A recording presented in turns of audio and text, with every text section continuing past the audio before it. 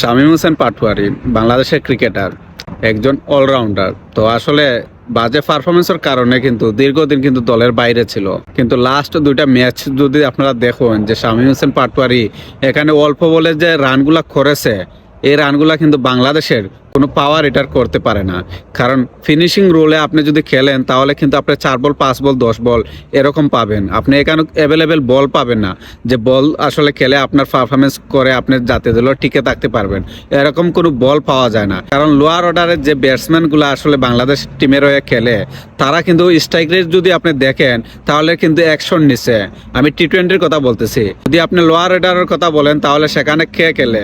আসলে সেখানে মাহমুদুল্লাহ খেলে থাকে এবং জাকের আলী অনেক খেলে থাকে। কিন্তু লাস্ট দুইটা টি-20 ম্যাচে আমরা দেখলাম ওয়েস্ট ইন্ডিজের সাথে শামীম হোসেন পাটোয়ারি যে অল্প বলে যে কিছু রান করেছে, এই রান করে সে বলতেই পারবে যে আমি রাজার মতো কামব্যাক করেছি। কারণ এই মানুষটাকে নিয়ে কিন্তু অনেক